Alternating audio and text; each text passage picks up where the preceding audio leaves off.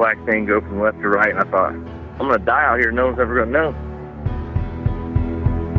I couldn't believe what my eyeballs were showing me. I'll never forget how evil the eyes were. It was horrible. I mean, I've never seen nothing that evil. It ran towards me at a rate that I can't even explain. Turned and stared at me, and this look of, I just want to kill you. I want to say it was human, but it wasn't. He was yelling at me to grab a gun. I was like, for what? He said, just grab a gun. And there's footprints all the way to the door of my house. It had went inside my garage all the way to the door. 911, what are you reporting? Jesus Christ, you better... Sir? Zia! Hello? Get somebody out here. What's going on now, sir? That son of a bitch is about 6'9", I don't know. Do you see him now, sir? Yes, I'm looking right at him. Uh-oh. You're listening to Sasquatch Chronicles. Check us out online at sasquatchchronicles.com. If you've had an encounter, email me. My email address is wes@sasquatchchronicles.com.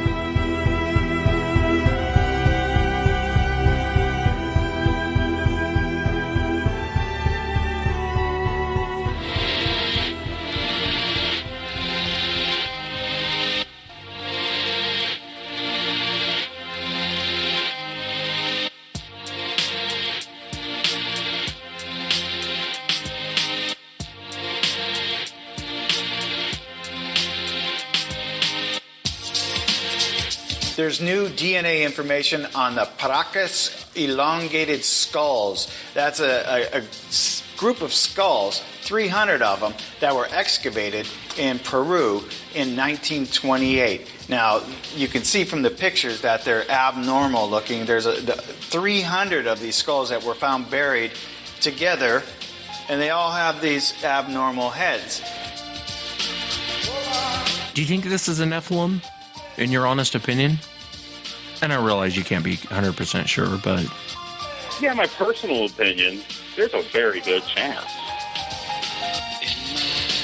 So my first reaction when I saw this was, oh, but there are some cultures where this is considered beautiful, and cultures actually elongate their skulls. Yes. But tell us a little bit about why that is not the explanation for this. Well, this is what they're finding. First of all, in regards to that, the capacity inside the skull is larger than a normal human skull. So if they were to do that, what you're talking about, it would reshape the skull, but it wouldn't change the volume of the brain inside the skull. These are 25% larger and 60% heavier. That much. Ooh, 60%. Yeah. That's a huge difference. And that alone is enough to make you go, wow, what's going on there? But the DNA evidence that came out, to put this in perspective, these skulls are 3,000 years old, and the pyramids of Egypt are around 4,000 years old. And what they came out with was this. The researcher, who is named Brian Forrester, he hired a DNA geneticist to look into this, who said this. It had mitochondrial DNA with mutations unknown in any human, primate, or animal known so far. But a few fragments I was able to sequence from this sample indicate that if these mutations will hold, we are dealing with a new human-like creature, very distant from the Homo sapiens, Neanderthals, and Denisovans. I am not sure it will even fit into the known evolutionary tree. You would think this would be breaking news around the world, like, hey, we found these skulls, they're not human, we have DNA to prove it, I can show you the DNA to prove they're not 100% human, but no one's talking about it. I don't get it.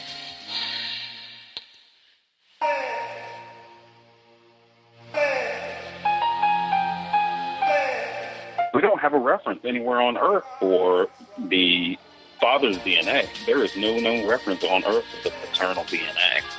So we're still missing 50% of our information because of that. You know, there's just no known reference.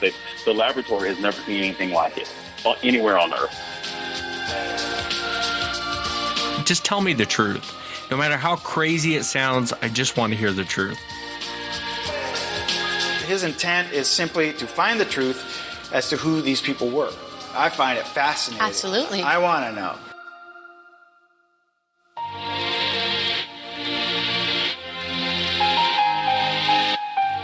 Welcome to the show, everyone. Thanks for being here tonight. Got a great show planned for you tonight.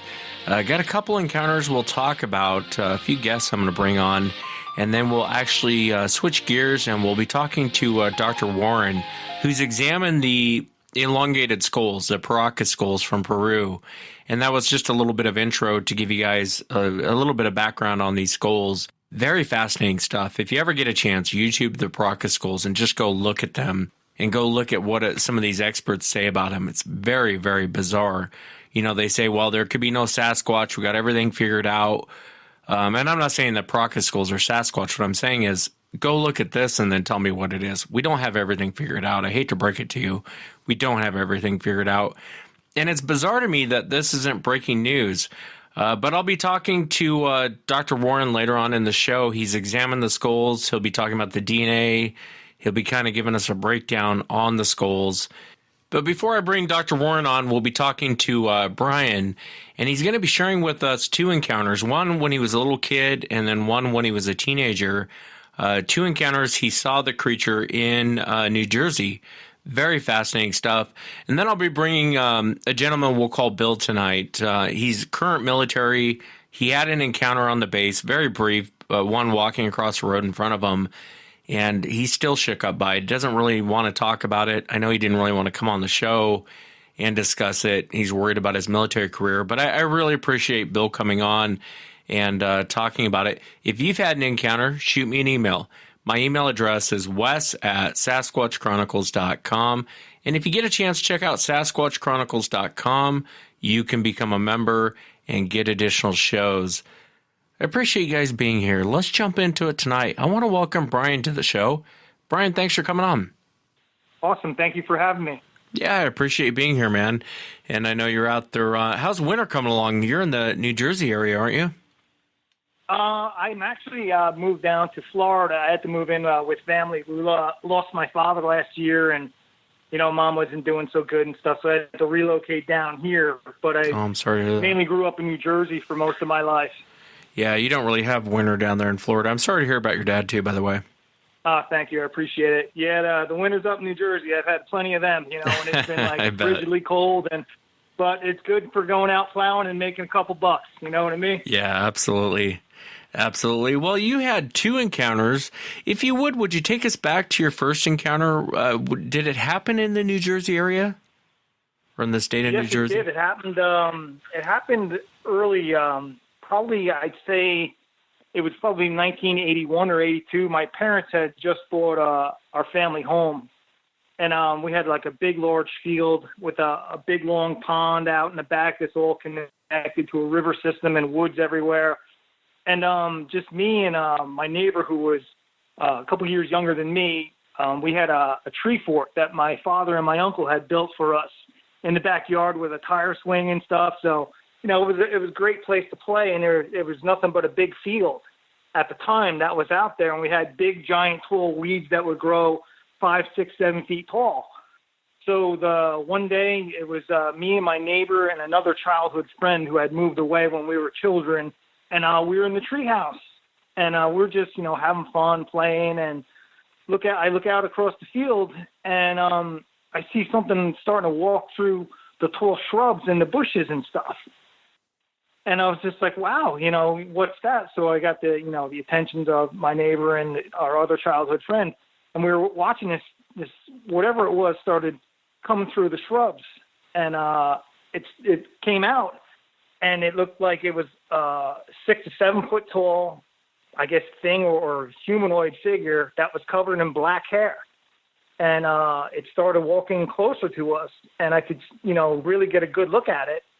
I vividly remember it almost looking like it was a combination of like a human and a chimpanzee combined, because my parents, they grew up in the Bronx, and we'd go in and see our grandparents all the time, and we used to go to the Bronx Zoo all the time. So that was the closest thing that I could relate it to when I first saw this thing. It just watched us, and we wound up getting kind of freaked out and scared. So we, hustled down out of the treehouse and went running into the house. And I was telling my mom, and she didn't believe us. So, it was a pretty scary encounter for, at the time. We're just kids, but it was definitely wasn't a human being, that's for certain. Yeah, it doesn't sound like it. What did your friend say that was with you? My neighbor, he vaguely remembers the incident. I'm a couple years older than he was, but he remembers something happening. And the other childhood friend, I haven't seen him since that time. So, it was just it was a pretty scary moment, at the time. But it was just it really frightened us as children. And I could remember, being in class at school and seeing like library books when they had like Patty was like on the cover of the books. And I remember when I was viewing this thing, I was like in disbelief. I was just like, oh my God, these things are real. But you would read the Patterson story and it took place on the West Coast, not on the East Coast. So it was kind of like, it didn't make sense as to why, you're seeing this type of an animal over here in this area. So, it's just like one of those things, that I always just thought about. But, after listening to various encounters on your podcast show, which is absolutely amazing, it makes you, believe that these animals, they're across the United States and all over the world. Yeah, I would agree. And you get I get reports from New Jersey. What's funny is on the West Coast, you have this mindset. When I think of New Jersey, I think of big cities, or like when someone says New York, you think of, Times Square. But there's so much more to those states than the big cities, and probably New Jersey in particular, some of the most beautiful forest and trailways I've ever seen. Absolutely. Same with upstate New York. Great for hiking. Yeah, it's beautiful. Even upstate New York is beautiful. Some of the most beautiful countryside I've ever seen. And I understand your mom. I mean, what are you supposed to say to something like that? But if it would have been a man, I don't think you guys would have reacted the way you guys did. Yeah, it was strange because as it was walking towards, like, out of the shrubs, like, it was taking its time. It's not like it just came, like, barging through.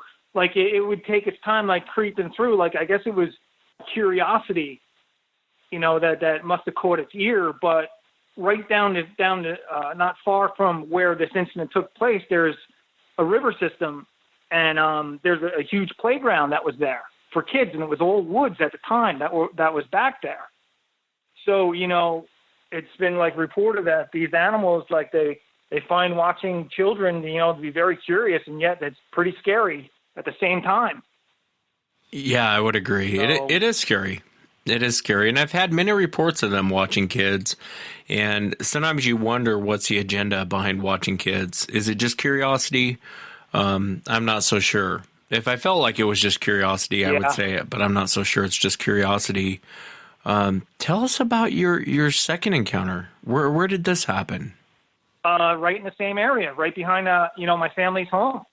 I was there. I went to take my dog, my Labrador, for a walk out in the back, and she was on alert. Like, she jumped up and like she was sniffing the air, and I was just like, what the heck is with her?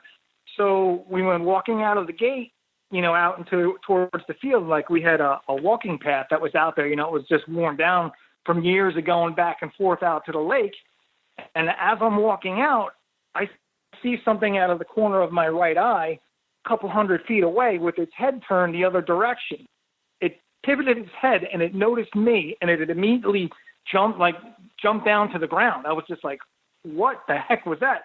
So when we went running out there, and it was only maybe a couple 100 feet away, to the area where I saw it, and it was like it vanished. There was no trace of it anywhere. Even my dog was like looking around and stuff. It was like it just completely disappeared. Before it disappeared, what is it that you actually saw? It looked like something very similar to when I was a child. It looked like it was probably between 7 and 8 feet tall, because I was judging, because the neighbor's home, they had a deck that went down with stairs. And from where I was looking to the height of what it was easily 7 to 8 feet tall. covered in matted hair. I saw a bit of the shoulders. I saw it probably from like the shoulders up to the head. Then as soon as it noticed me, it went directly to the ground. So, it was a quick, fast encounter, but, it definitely resembled what I saw years ago in my childhood youth. I'm curious, did you ever talk to your mom and dad after this and say, hey, listen, I know when I was a kid you didn't believe me, but here's what I saw. And did they ever say anything weird around that property? Anything strange that went on? No, they never did. I remember having conversations with my dad, and he was like, it's probably just, someone having a couple beers down in the park, walking through the shrubs and stuff, intoxicated. And, he didn't really think much about it, but, it was just one of those things that you see, when you tell another story, it's like you get ridiculed and you're afraid to, speak up on what you saw. But, I still, even to this day, it's just one of those things that I'll never forget. Yeah, I can imagine. Yeah, fascinating accounts. At least you got a chance to see them, even though they were kind of quick glances. That first encounter really fascinates me. It makes me wonder if he knew you guys were up there and was just coming to check you guys out, see what you guys were doing. Obviously, two kids up there aren't hunting. Yeah. What do you think Sasquatch is, Brian? I know you've been listening to the show for a long time, and you've had these two encounters throughout your life. If someone were to ask you, what do you think Sasquatch is, what would you say to them? My honest opinion is I think that they're some type of a human hybrid mixed with an unknown species of primate that is yet to be discovered, or most likely has been discovered that we're not told about. I don't know if it's a combination of Gigantopithecus, Blackie, with something else, but they got to be some type of a human hybrid. That's my honest opinion on it, because they have an amazing intelligence to them. They know what guns are. They're masters of the woods. It's just, they're, without question, one of the biggest anomalies on this planet. It is just beyond amazing at what they can do, just their sheer mass and size. Mother Nature can be truly scary and terrifying, and yet beautiful at the same time. I agree. Hopefully it's Mother Nature, and hopefully it's not something else. But it is bizarre that, like even in your first encounter where it's a half man, half chimpanzee or half monkey, it's bizarre. And that's how most people describe it that see it. They say it's take a man, cross him with an ape and a monkey, and basically that's what I saw. And I think across the board, that's how most people describe it. It's bizarre, isn't it? It's just, like you said, it's beyond comprehension. Yeah, exactly. And even since we've been down here in Florida a couple weeks ago, I heard something roar twice. My dog woke me up. It was probably like 2-3 o'clock in the morning, and we walked out front. And I heard these two roars like I've never heard before in my life. It's funny because it coincided because there's a horse ranch that's right down the road here, and they hold all these annual events where there's, big prize money to be won. And people who are horse owners, they come from all over the United States to compete. And it was exactly during that same time period when I heard these roars while they were hosting this event. So I was just like, wow, you know what? They're probably attracted to the horses and what's going on in the stables over here. That's the only thing that I could think of as to why I heard those sounds. But if that was a Florida skunk ape, I genuinely believe that I could have, quite possibly have heard it. Yeah, well, keep your eyes and your ears open while you're down there in Florida. I'm glad to hear you taking care of your mom, especially after your dad passed away. May you rest in peace. I'm sorry you're going to hear that. Thank you, sir. Greatly appreciate it. Yeah, I'm glad to hear you taking care of Mama, though. And I appreciate you coming on, brother. If anything else happens down there, let me know, will you? Absolutely, will do.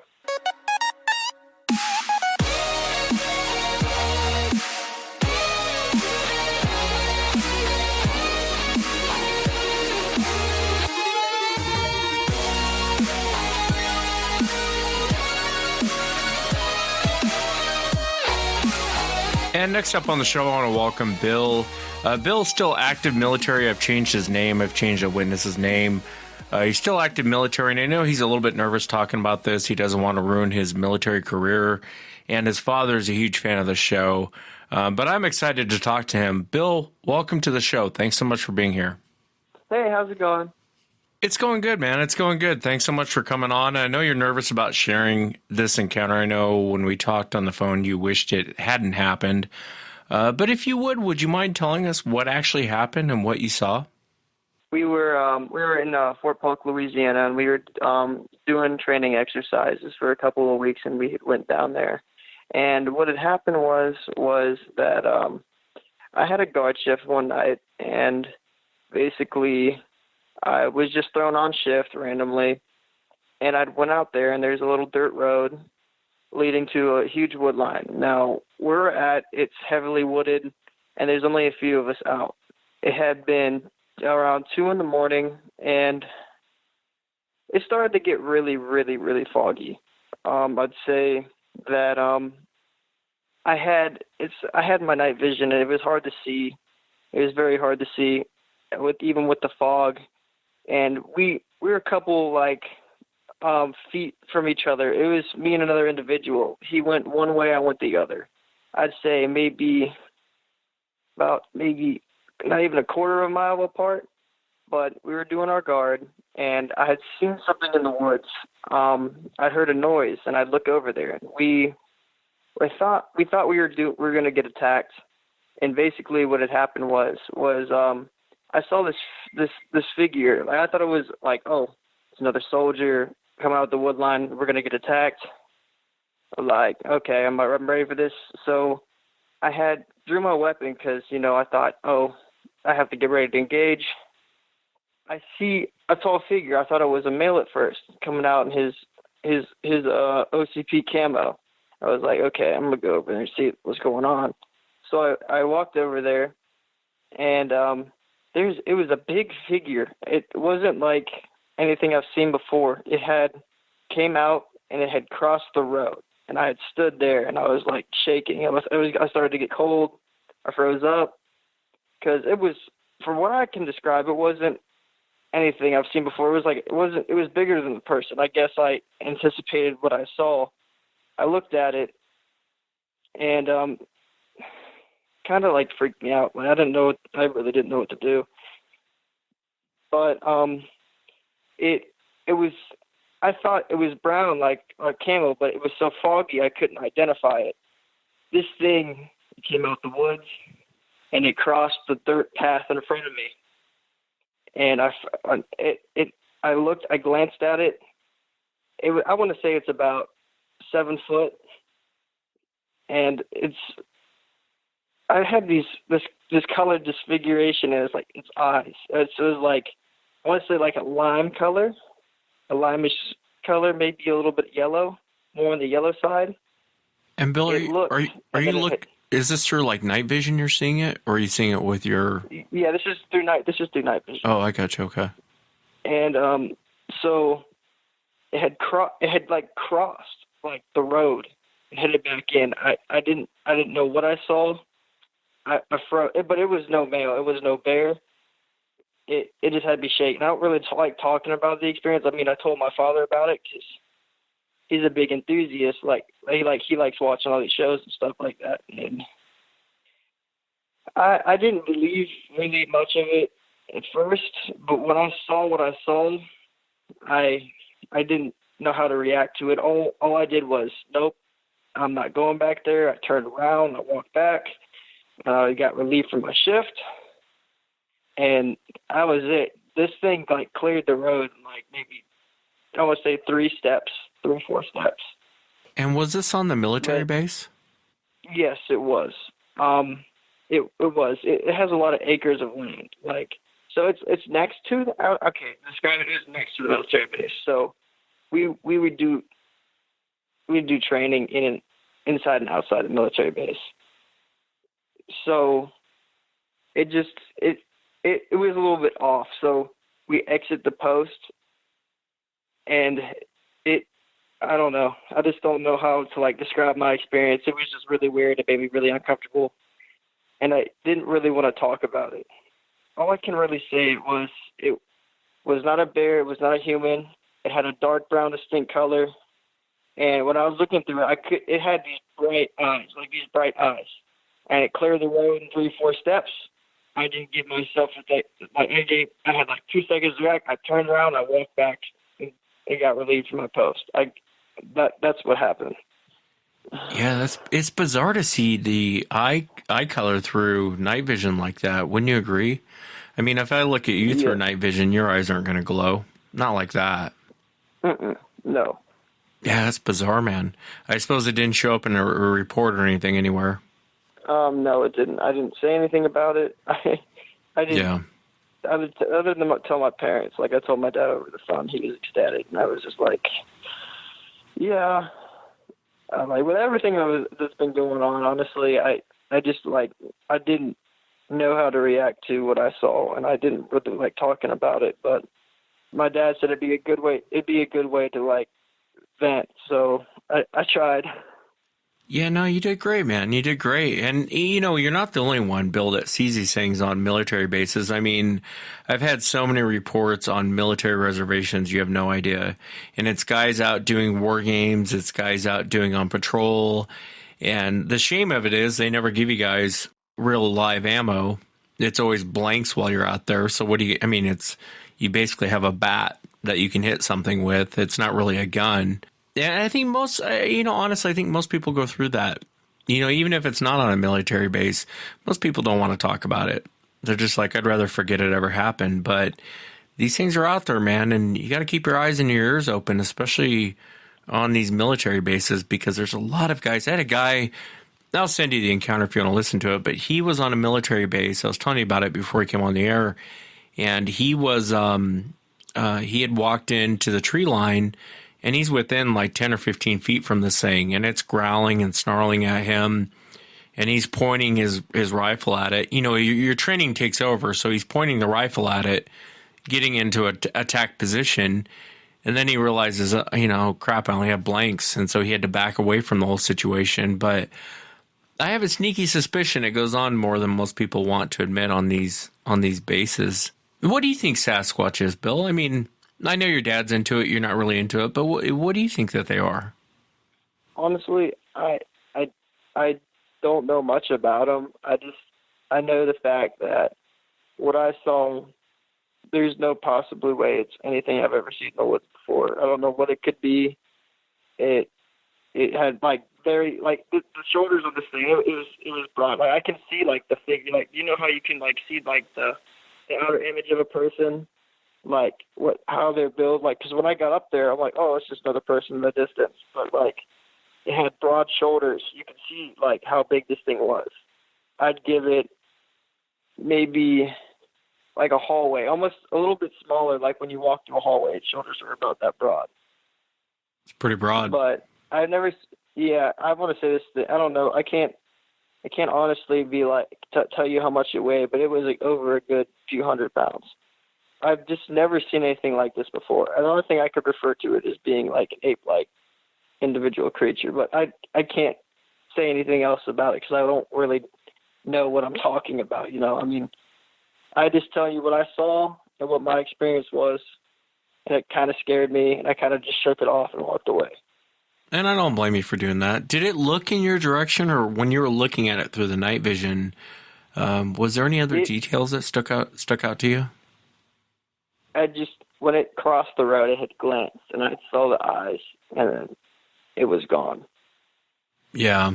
You would think on a military base you wouldn't run into these things, but especially up here in Washington State, man, Fort Lewis, guys out there run into them all the time, and they're told not to talk about them. They're told not to put it in a report. They're told, I've had MPs that have run into them at night when they're on their watch, and they're told not to put it in the report. So it's very bizarre. But you're not the only one that's seen them, especially on a military base. It happens more often than you would think. Thank you. I appreciate having this conversation. There's just, I don't know, just talking about it just makes me feel like, it gives my stomach in knots, you know? Yeah, well, I appreciate you coming on, man. I mean, it's hard to get military guys to talk about it. It really is, because, it's you want to ruin your military career, start talking about how you saw Bigfoot. It's a quick way to be demoted, and same thing with pilots. Pilots, they see UFOs all the time. You'll never see one in an FAA report because they're told to keep their mouth shut about it, because if you want to fly, you saw nothing. And I kind of think that's the way it goes on some of these bases, and it's just the way it is. You know what I mean? Mm-hmm. But I appreciate you coming on and sharing it, brother. No problem. Thanks for having me on the show.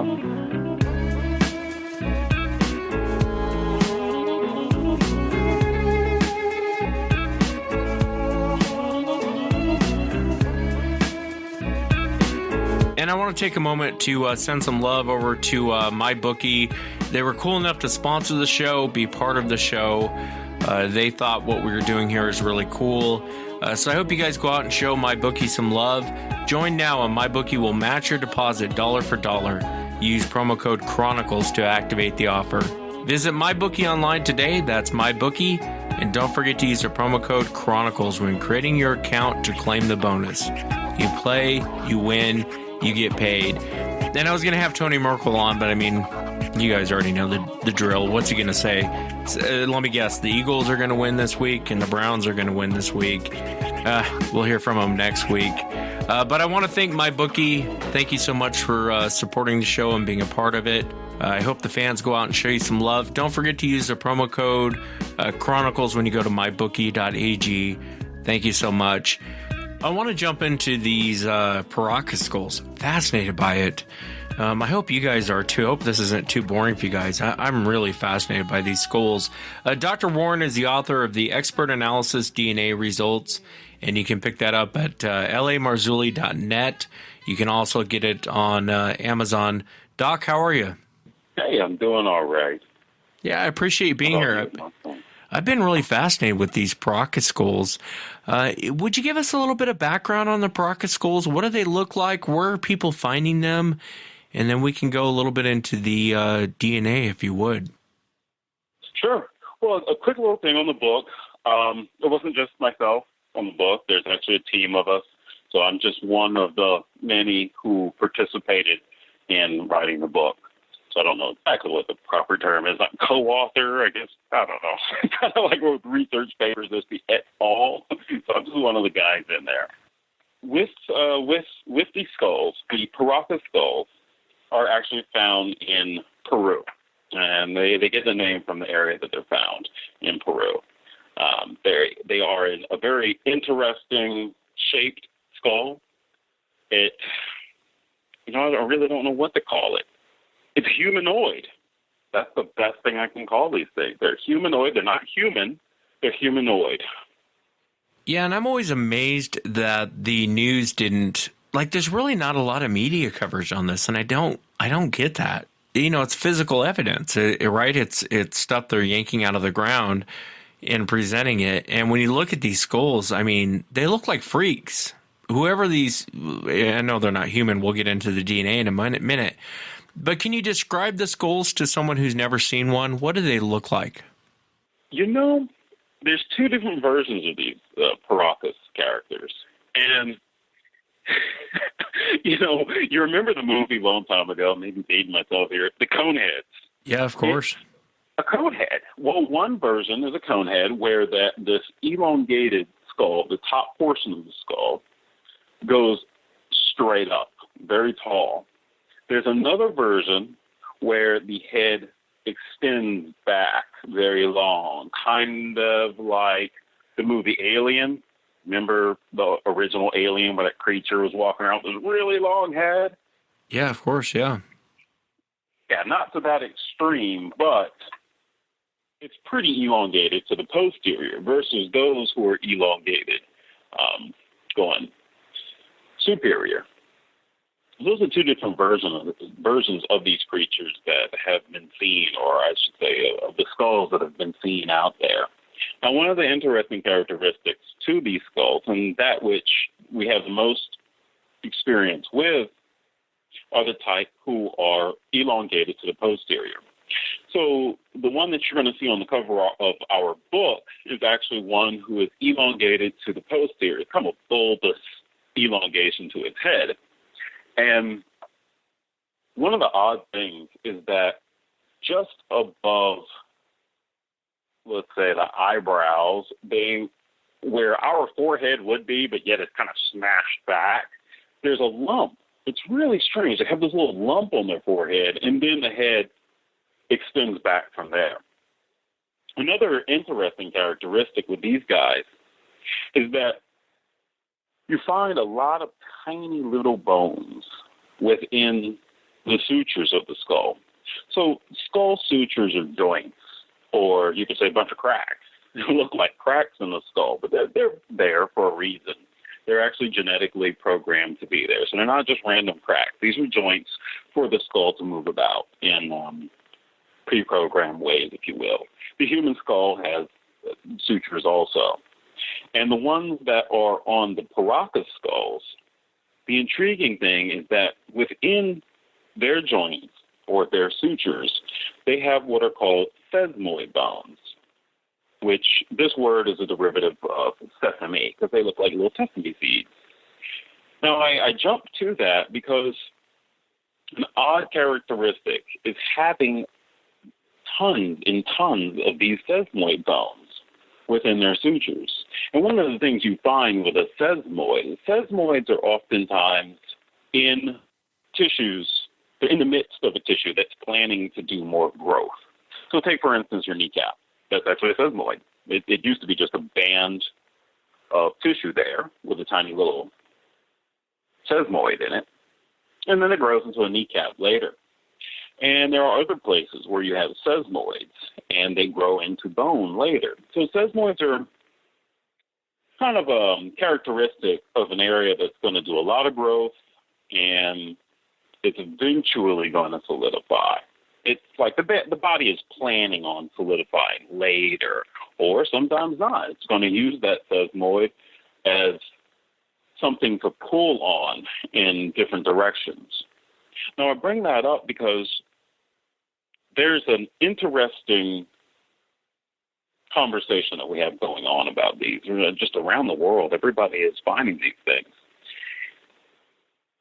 And we're wondering, are these things the product of artificial cranial deformation, cradle head boarding, head binding, things of that nature? Well, the presence of the sesamoid, in my opinion, is the critical thing that shows you the difference between a head that has been elongated artificially versus one that has grown naturally like this. So you will say, well, what are the other characteristics of one that has been artificially deformed? Well, one has been artificially deformed. Let's say let's say, hey, there are genetic anomalies out there, such as hydrocephalus, holoprosencephaly. True. Well, what you're going to find with some of those conditions is sometimes the heads are not even. These heads are symmetrical for the most part. Another critical thing that you're going to find with those types of skulls, ones that have undergone some type of, let's say, trauma. I don't mean somebody knocked them over the head with a hammer. I mean artificial cranial deformation, or let's say something that was from genetics, like holoprosencephaly, things of that nature. You're going to find what's called Wormian bone. Wormian bone is the big key in differentiating a skull that has undergone trauma to get there, be it genetic or external, from those who just grew like that, just grew strange, meaning that was just in their genes to be weird looking. And that is the thing that we're talking about with the sesamoid, because the sesamoid indicates, hey, that was put there by the genetics because the body was planning something with that joint. It was intending for that joint to do a lot of growth versus a skull who has wormian bone, and I should mention that wormian bone, the difference between wormian bone and a sesamoid is that wormian bone is often, it's haphazard, it's large, they're very large pieces of bone because they've been broken. A lot of stress has been placed onto the skull, which has caused pieces to break off and, if you will, create artificial joints. So wormian bones are large pieces. They're not like sesamoids. Sesamoids are completely different. They're sesame seeds. They're very small. So you can see those differences when you're looking at skulls who have had external trauma or, let's say, genetic trauma. A major feature is going to be the wormian bone. Those who have grown naturally, have just elongated themselves naturally, will have the sesamoid bone. I gotcha. I think keep on dabbling. Yeah, no. And I think I'm following what you're saying. So the skulls you're looking at, especially with the sutures and everything, they look like they were going to expand into something else, like it was something in the code.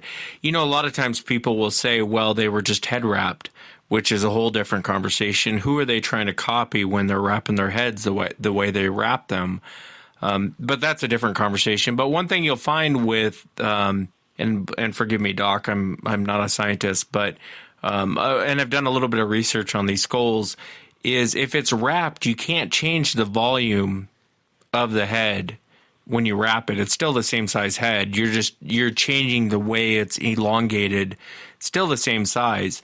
But with these, and correct me if I'm wrong, they're much larger than a human skull.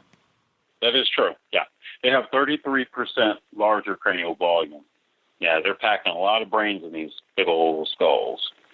And so are they different entities? I mean, you mentioned two different skulls you're finding. Do you think it's just the way they're growing out, or do you actually think that these were two separate entities that you guys are finding? I really cannot say. I have not studied enough of those who have the skull that grows superiorly as compared to those whose skulls only grow to the posterior. Most of my experience, I've seen those who grow superior, but I really have not had my hands on them so I can mess with it and really get a good looking over, versus everything that I spent time with are those who grow to the posterior. Now, from the pictures that I've seen with those who grow superiorly, from the pictures they seem very similar, except for their heads are going two different directions. That's what I see in images, but as far as putting my hands on them, I couldn't really tell you. Well, and before we get into the DNA and everything else on where I think you and I are on the same page, but we'll get to the DNA in a second. Did the people of Peru ever talk about these people? Like, where did they come from? It would seem like if let's say, for example, it was here in North America, we were finding them, the natives would have some sort of story about, yeah, these people magically showed up one day. And did the people of Peru ever talk about, is there a history about these skulls and these people? You know, everything that I understand, that would be a much better question for our anthropologists and archaeologists. But from everything that I understand, these were seen as royalty. And all of their burials have been discovered with many, if you will, my layman for archaeological anthropologic terminology, offerings of royalty, and they were looked upon highly. So these were highly revered people within their society. Yeah, and it makes me wonder where they came from. You know, because if you're looking at something with such royalty, you would think there'd be a backstory on where they came from. And everything I've researched about the Paracas skulls is that they just kind of magically showed up one day, and no one really knows. No one really. It just seems odd to me. But you guys actually did DNA on these skulls. What did you find? Well, with the DNA, it's odd because the DNA shows that there is a human mother. However, the paternal DNA shows there is no known reference on Earth. So we really don't know where he came from. That sounds very close to the Nephilim, the same type of storyline. You know what I mean? Yeah. These guys just, when you're looking at a situation where you have, and just to look a little bit more into it, as you're saying, not to bring up the Bible, but if we look at it just a little bit more, what I remember about the DNA is that the mother had Middle Eastern origin.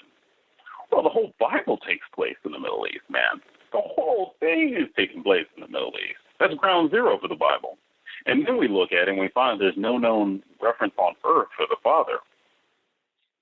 I don't know, that raises a lot of questions. Where did he come from? And especially, as you said, with the Bible, and the Bible takes place all in the Middle East. I mean, did these guys just come down to Mount Hermon and take some wives for themselves, and these are their offspring? Who knows? Yeah, it's bizarre. There's no evidence to push it either way. It's just a really good question. Yeah, and it's some of the Egyptians you look at. Who was I thinking of? I think it was Nefertiti. And when you look at pictures of Nefertiti or statues of her, there's something odd going on with that head. I mean, there's something. I believe her husband was, what was his name? Anunnaki, or I'm sure some listeners are going to correct me on that. But even he had a weird look. Even King Tut, they all had this weird head structure. They look like aliens is what they look like. And a lot of the statues, they just look, and it's strange because they were royalty, and now you're finding these skulls in Peru. Why do you think that this isn't breaking news? Why do you think the media isn't? I mean, this is a major news story. You would think. Yeah, you would, but it's hard to iron anything out because we have to come together as a scientific community and say, okay, we're all finding the same thing. Well, now we have to ask more questions. If we're all finding the same thing, that takes it from hypothesis into theory state. Not a law, but a lot of people are finding the same thing over and over again. So this has value. Now we need to start talking about this. And there's a lot of disagreement everywhere. I mean, we can't even agree that what we're looking at is natural. We're still at the stage where we're arguing whether it's artificial cranial deformation versus natural. There's a lot of evidence to show, in my opinion, that these are natural. I mean, we've spoken about cradle head boarding. We also have to take into effect Wolff's Law, which is a physiological phenomenon that describes how bone is remodeled due to external forces. And so we know that if you push on a bone long enough, it's going to change shape. However, there's going to be evidence. And so we have that to look at. But you're not finding it. Obviously, in that area, I'm sure you would find evidence of that with other skulls, because what do we do today with rap stars? What do we do today with celebrities? People try and copy them. And that's where I think that cranial deformation comes from, is they were trying to copy what they were seeing. My son's royalty, look at him. That makes the most sense to me, that they would do that. But in these particular skulls, you're not finding that. No. We have happened upon some skulls that were artificially cranial deformed. We have found some of those. So we're running into some that are just regular old humans that are the victims, you can say. They're victims of artificial cranial deformation. But there are others who are completely anomalous. And we also, other than just looking at the skull, be it being elongated, we also have to look at the structure of these guys outside of that. These guys have some really thick jaws on them. They're very hardy, very robust.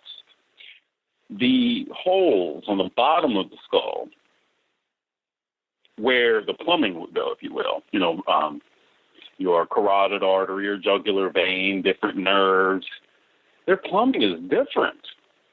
It's there. It's similar to ours, but they're missing certain things, and other things are enlarged. Like what? Give me an example. Like what? Well, looking at the foramen magnum, what I call the brain hole. So the Paracas skull has a foramen magnum that is located further back. It's more posterior than in the human skull. So that makes it where it's an odd balancing act. But then if you look at that compared to how far back that skull is extending, hey, that makes a lot of sense, because you need that fulcrum to be placed in a different place, also relative to that very large jaw, to act as a balancing mechanism on the neck. Let me dumb this down for my hillbilly mind. So you're saying their neck is in a different place where it connects to the head because the head elongates. Is that what you're saying, Doc? That's exactly it, yeah. That's really good. Very strange. Do you think this is a Nephilim? And I realize you can't be 100% sure, but if you don't want to say, that's okay. Yeah, my personal opinion, there's a very good chance. There's a very good chance. When you start to look at some of the other things, the red hair that's been found on these guys, and then all the times you look around in history of everything with red hair, outside of people, but giants and whatnot. Let's say the Lovelock Cave giants. No, usually the giants with red hair are not the guys you want to befriend. They tend to be pretty vicious. Yeah. Things with red hair, for whatever reason, are pretty vicious. Gingers, man, you got to be careful. Yeah. Outside of some people, I have some friends with red hair. They're cool. Yeah. Yeah, no, I'm just playing for all the ginger audience listening. I'm sure they're all tuning out now. I'm curious, when you're digging these up, have you dug up any full bodies with heads on them, or is it mainly just the skulls that you're digging up? It's just the skulls that we've come across. Are you finding anything else? I mean, are you guys finding... I'm so curious about these people. Are you finding culture? When you dig them up, is there anything that you're finding to where these weren't just freaks of nature, that these were people of culture, these were people of, they were just not outcasts from society? You had mentioned royalty. What makes you think they were royalty? Well, I have not been at the actual dig site when things were uncovered. That's going to be a much better question for LA and Mondo. But from everything that I am seeing, all the research that we're getting out of this, it's the artifacts that were buried with these people, and also the stories that come with them. The people themselves will tell you, the Peruvian people will say that long ago these were royalty. These were very high up people in our society. Yeah, it's just bizarre to me that it's not breaking news. It's like you have to go to lamarzulli.net, or you have to get your book, Doc, to actually get information on this. It's like no one's really... You would think this would be breaking news around the world, like, hey, we found these skulls, they're not human, we have DNA to prove it, I can show you the DNA to prove they're not 100% human, but no one's talking about it. I don't get it. Mm-hmm. I wouldn't say we have DNA that shows that it's not 100% human, because we don't have a reference anywhere on Earth for the father's DNA. There is no known reference on Earth for the paternal DNA. So we're still missing we're still missing 50% of our information because of that. There's just no known reference. The laboratory has never seen anything like it anywhere on Earth, which is a little disturbing, because in this day and time, we feel that we, as people, as modern society, we feel like we know of everything on Earth, even though we don't. We're discovering new stuff all the time. But we know the majority of stuff out there. But there's no known reference for this creature.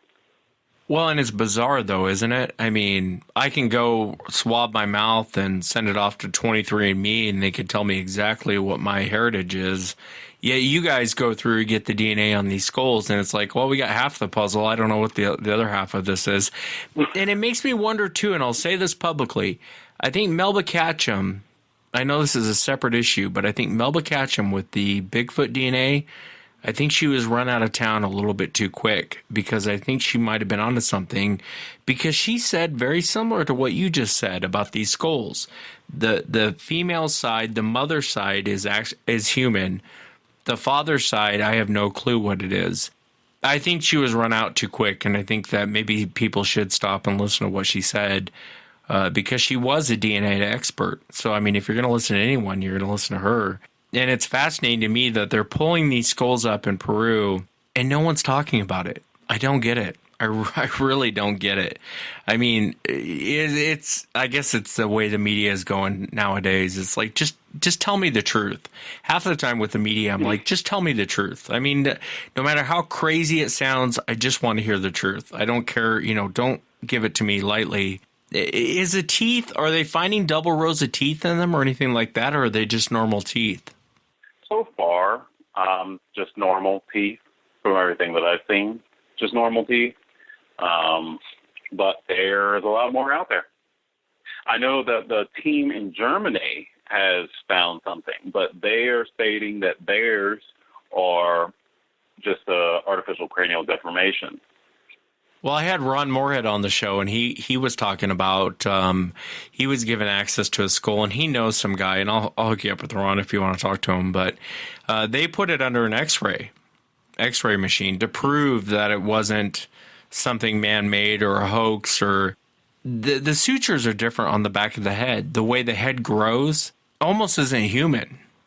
Yeah, it's very different. And, well, when you're looking at the back of the head actually, the lower portion of the back of the head actually comes out of the upper cervical complex. And the upper cervical complex consists of C1 and C2 and what you would call CO, which is the occiput. This area is what gives rise to everything. The entire skull comes from this area. Everything comes from there. It's kind of like the birthplace of the head, if you will. Now, the odd thing is that when we're looking at this, how it extends back, not only is the head elongated, but the condyles, the actual rockers, the means by which the skull balances on top of C1, which is Atlas, and then Atlas on top of C2, and so on and so forth, you can see an intelligent design, if I can use that word, in how the condyles are set. They have a different shape than human condyles. So even through cradle head boarding, artificial cranial deformation, you're not going to change. One, you're not going to change the location of the foramen magnum. Okay, some will argue otherwise, but you cannot. You definitely cannot change the orientation of the condyles, or you're going to kill the patient. Not only can you not change the orientation of the condyles, you are not going to change the orientation of the C1 lateral processes, which are the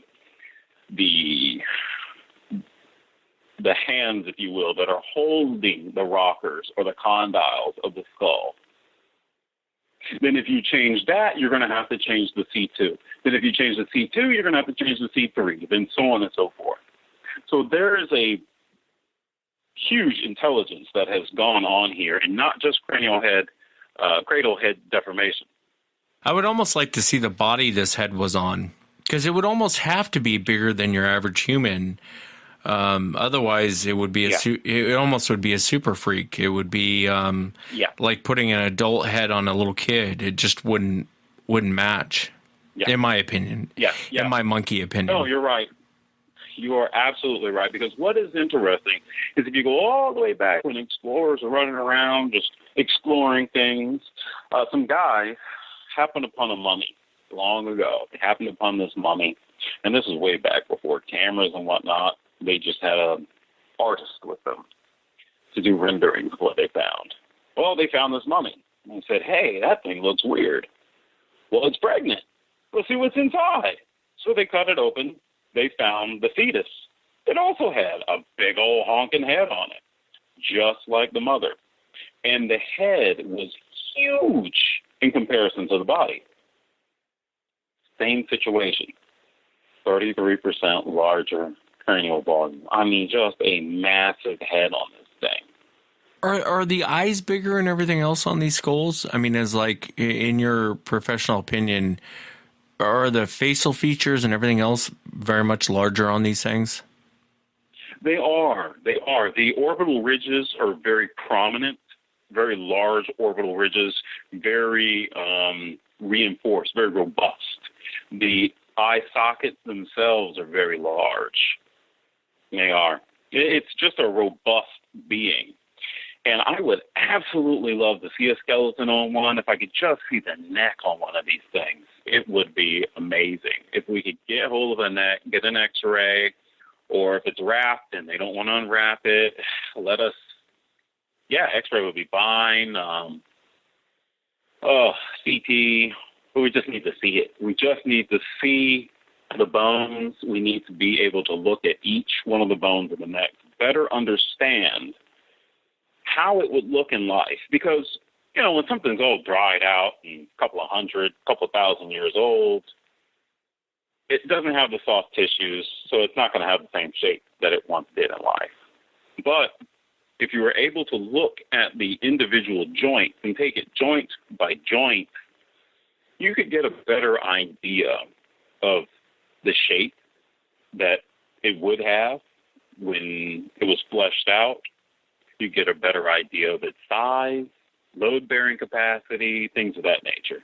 I mean, all we have to go on right now is a really long noggin, a honking jaw, and some splayed-out condyles, which, when I look at it, does make a lot of sense for the elongation of the head, to have the condyles sitting instead of the P to A type orientation, more lateral, medial to lateral. Not completely, but more. They're splayed out a little bit more.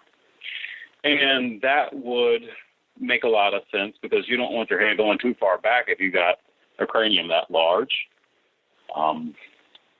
More tilting and perhaps even having a longer neck to compensate. And it would probably be pretty meaty, I would think, to balance a noggin like that. I would think that you would probably have some pretty large traps, real thick neck. The upper cervicals on this thing would be incredible, let alone the lower cervicals. You'd have to look at how the head and neck work together. You have a set of muscles, very, very tiny, but they're large, and they are some of the most mechanoreceptively enriched muscles in the body. The only other place in the body that's second to it in mechanoreceptors, which are called proprioceptors, is the low back. And our low back, well, it's pretty robust. If you look at it, you just pop open Gray's Anatomy, take a look at all the musculature that's down there. Now, if you go to the neck, you would say, well, it doesn't look like there's that much, but there's a lot in the layers. And when you go to the very top, to C1, you've got these little strands called the rectus capitis posterior, and they do a ton. Now, for humans, those are really important. Now, if I look at these things with these really, really, really big heads, I would think that those would be significantly bigger because they have to deal with much greater forces when you're looking at a head that big and where it's going in space.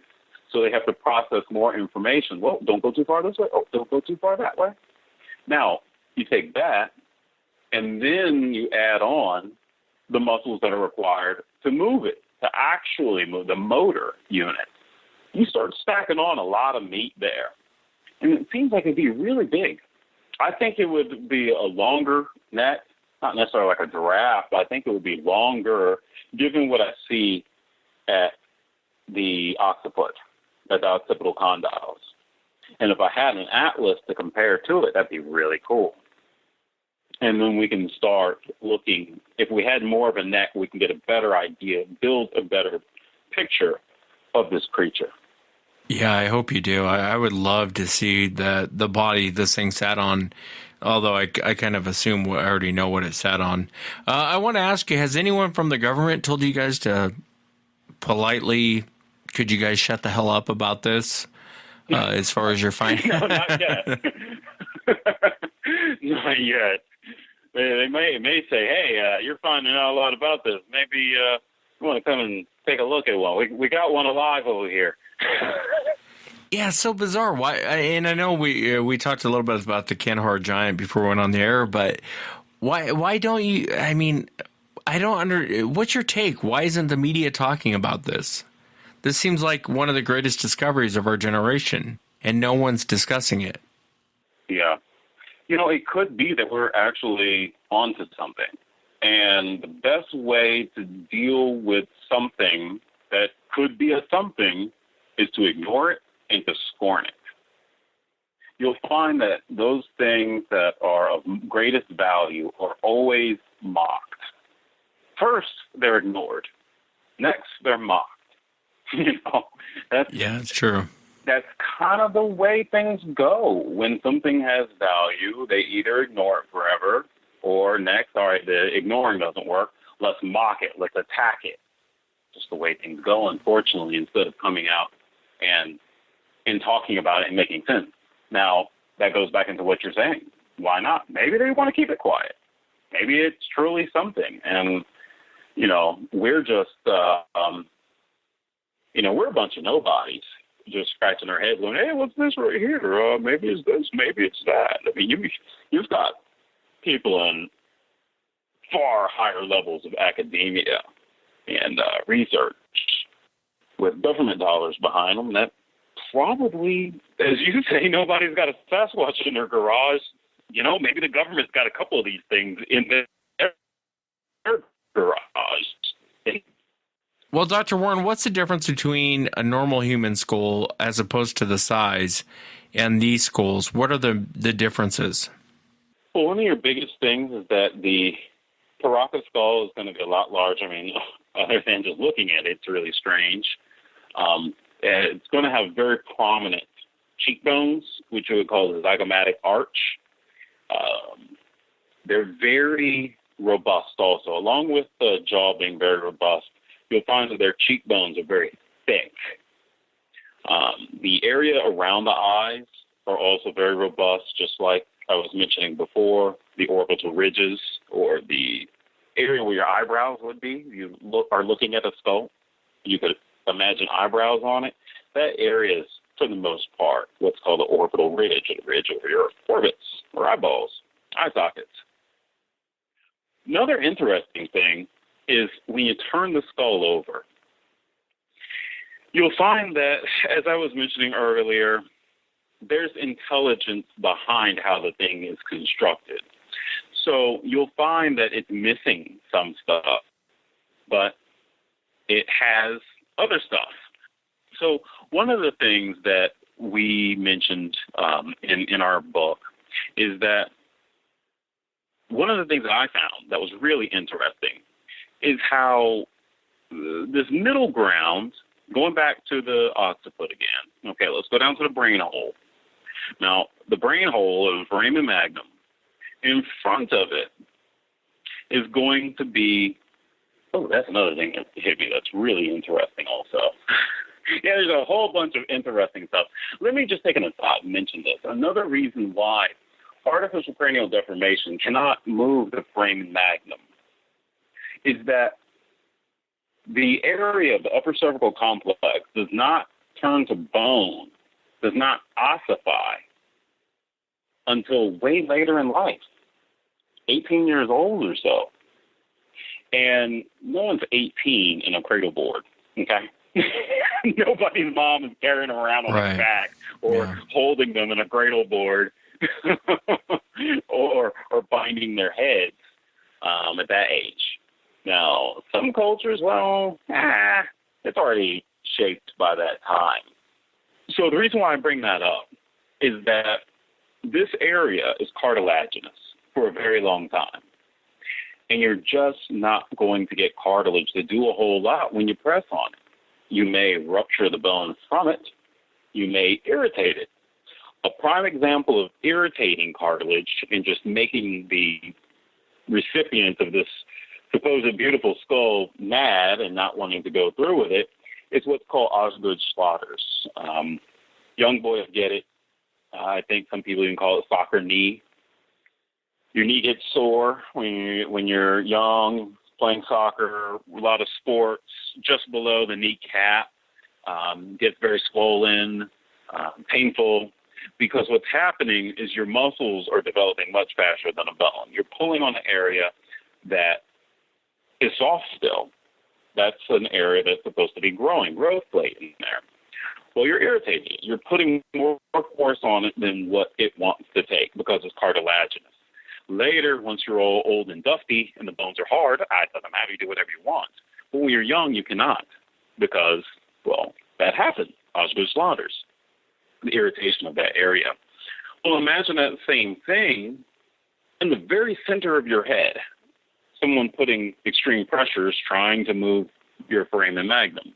That's one of the ideas that people are thinking, hey, perhaps through cranial deformation, they move the foramen magnum or the brain hole. Well, you're not going to because you're not able to put those types of forces on it because that thing remains cartilaginous till the later portions of adolescence. Now, going back into the bottom of the skull, one of the interesting things is that this area that is cartilaginous for a very long time that sits just in front of the foramen magnum or the brain hole, it should, the front portion of it, or we should say the sides really, because it's kind of going back at a diagonal. It's the foramen lacerum. All right, so the foramen lacerum is covered by cartilage, and it serves as a conduit for important nerves, arteries, and some veins. These guys, for whatever reason, don't have it. Just like a foramen ovale. Well, dumb that down for me, Doc. I have no clue what you just said. So a foramen ovale is another hole that's supposed to allow nerves and stuff to pass through there. So they don't have certain holes that we do. What they have, which is very odd, they have this large canal, if you will, on either side of their brain hole. And it just looks like a little ditch on either side that probably served as a means of passing a lot of stuff at one time. Because, again, they're set up differently. I got you. So you're saying it's more robust. It's more robust than what we are. Yeah, and so it has larger holes to run, I guess, larger pipes, larger nerves. I got you. The way that they've decided to set themselves up. A little different than ourselves. It's real strange to look at. And that's also another thing that makes you realize that, well, this isn't a product of fossilization or mineralization. Because if something were to fossilize, let's say a tube, and I'm calling a tube an artery or a vein, it would be there. You would see it. I mean, there would be stuff inside of it, some dirt or even minerals, but it would be there if it were to fossilize. Oftentimes soft tissues do not, so oftentimes they're gone. But these are openings. These are clear openings, furrows in the skull that are a part of the skull. The only thing that we have that would be similar to it would be that other thing that I was talking about called the foramen lacerum, and it's called such because it looks lacerated without its cartilage. So cartilage, a little sheet of cartilage goes across there, a tube goes up, takes a curve, and it goes back into the head. And that's the only thing that I could rationalize is going on with these guys. They just have a really big one. Yeah, it's bizarre. So what you're saying is basically they're not human. I mean, you're proving that they're not human. The piping is all wrong. A lot of things are all wrong for this to be someone who just wrapped their head to make it look like to copy something. Everything's wrong. The guts inside this thing are wrong for it to be a human. Yeah. That's really what it is. That's my hillbilly way of breaking down what you just said. Yeah, it's... also that... Go ahead, Doc. But the other thing I just realized is that they have that little thing that I'm talking about, that little piece that sits in front of the brain hole, that's shorter. It's odd. it's shorter than ours. Even though they've got a much longer head in the A to P, the anterior to posterior, that little area is shorter. So it's almost like it's compressed. It's almost like it's shorter underneath the skull. They're compressed in the A to P, even though when you look at them, they're longer in the A to P. That's another thing that just hit me. They are so strange. There are things that you see when looking at these creatures that cannot be done just by applying pressures to the head. Because, as you said, the piping is all wrong. Holes are there. Some holes are not there. You're not going to take away holes by putting pressure on the brain. On the skull. You're just not going to do it. You can't add holes to the underside of somebody's skull by adding pressure to the outside of their skull. Not going to happen. No, sir. Yeah, and I've seen one of these things next to a human skull, and you're right about the eyes, too. I mean, even if you're going to wrap someone's head, I don't see how you make the eye sockets bigger. I don't see how you make a lot of the structure of the skull bigger compared to a human head. It just makes you wonder where they came from. You know what I mean? If these really are the Nephilim, or I don't even know. I don't even know where to go with that. And something that just hit me is that someone would say, well, that would happen because they're putting so much pressure on their head, they're causing increased intracranial pressure and it's making them bug-eyed. Well, no. Because what you're going to find is that the bones, again, let's go back to Wolff's Law. Wolff's Law tells us that bone is a crime scene. You're not going to affect it. You're not going to do something to it for a long period of time and not leave a fingerprint. So if that were to happen, it would be much more shallow orbit, meaning that the bone that lies behind the eyeball should be pushed forward. And that bone is called a sphenoid. That should be pushed forward. Also, if you're going to add pressure to the head and make someone bug-eyed, how is that going to make them have thicker orbital ridges? Right. Yeah. How is that going to give them a thicker jaw, more robust jaw? How is that going to happen?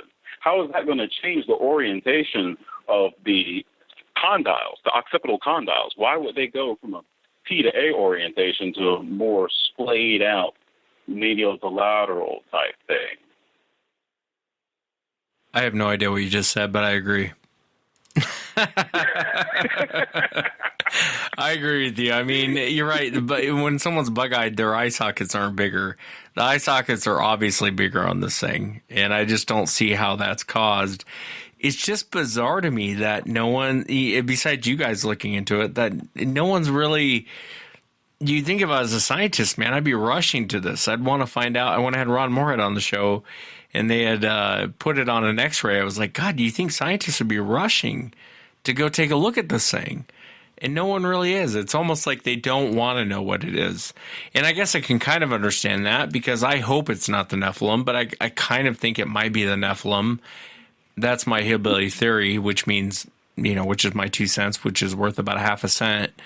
And it's just bizarre to me. The whole thing is just completely bizarre to me. But to pick up Dr. Warren's book, it's the Expert Analysis DNA Results.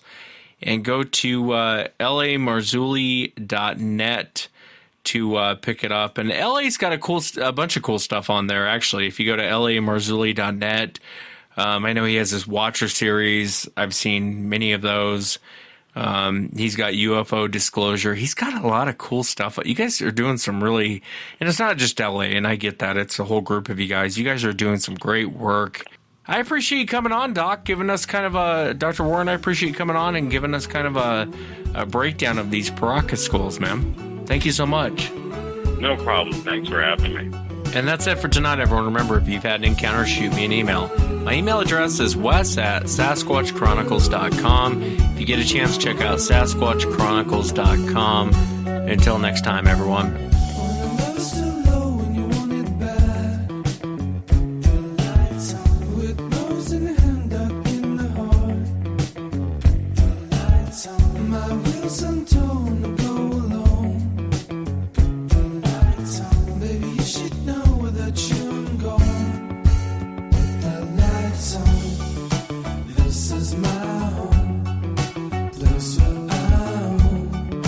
Memories of you, dear, under your eyes. Close it.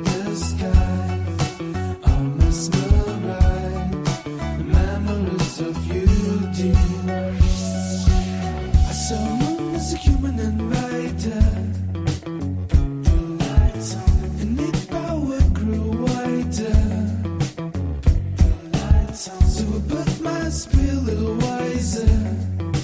Put the lights on to do something quieter. Put the lights on. This is my home. Place